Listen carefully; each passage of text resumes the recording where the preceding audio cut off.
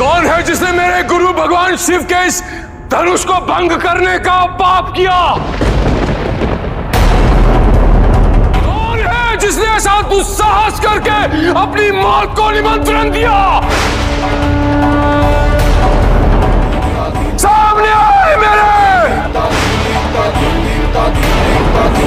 कोई एक वीर नहीं इस पूरी सभा में जो मुझे सत्य कहने का साहस कर सके। मुनिवर, आपके प्रश्न समाप्त ही नहीं होते तो कोई उत्तर कैसे दे? और इतने क्रोधित भी हैं आप। कौन है ये मूर्ख बालक जो नहीं जानता कि मैं कौन हूं? मुझे भली भांति ज्ञात है कि आप कौन हैं। अब क्षत्रिय कुल नाशक, बाल ब्रह्मचारी, अत्यंत क्रोधी प्रभु परशुराम है।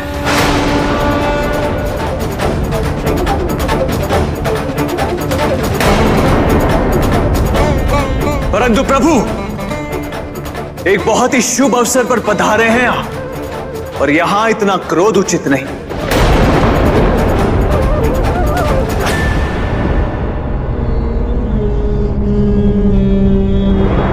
ये बालक इतना अशिष्ट क्यों है? प्रतीत होता है ये मेरे प्रकोप से अनभिज्ञ है। आपके प्रकोप से कोई अनभिज्ञ कैसे हो सकता है प्रभु? किस प्रकार एक कार्तवीर्य के दोष के कारण कई निर्दोष योद्धाओं का अंत किया आपने। कोई योद्धा कैसे भूल सकता है?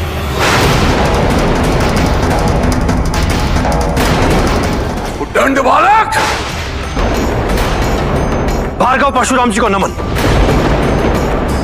ये कौशल नरेश महाराज दशरथ के पुत्र हैं, राम और लक्ष्मण।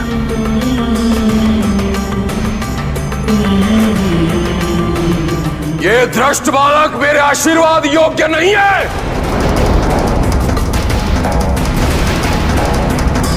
राज ऋषि जनक, मेरा उत्तर दीजिए, नहीं तो जहां तक आपका राज्य है वहां तक की पृथ्वी उलट दूंगा।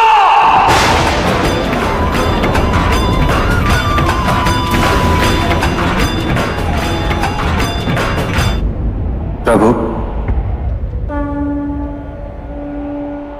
इस शिव धनुष को भंग करने वाला आपका कोई एक सेवक ही होगा।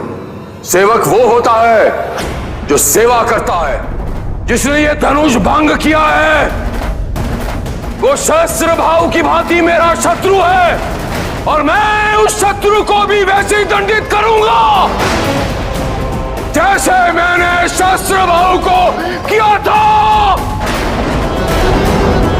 या तो मेरा वो शत्रु स्वयं को इन राजाओं से अलग कर ले, या तो इन सभी राजाओं की हत्या का कारण बनने को तैयार हो जाए। बाल्यकाल में कई धनुष खेल खेल में तोड़ दिए हम,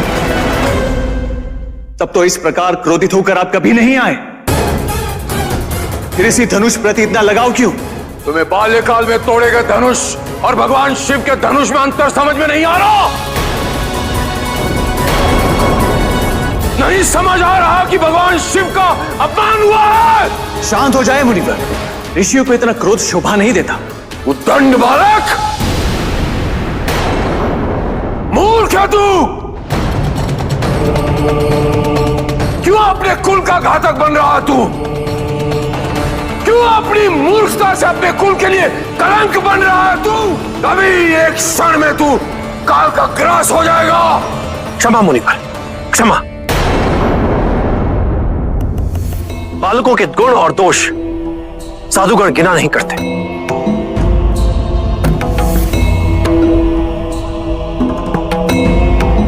अंतिम चेतावनी दे रहा हूं,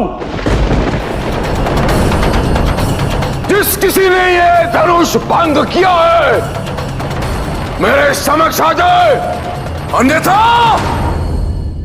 वो सेवक मैं हूं प्रभु।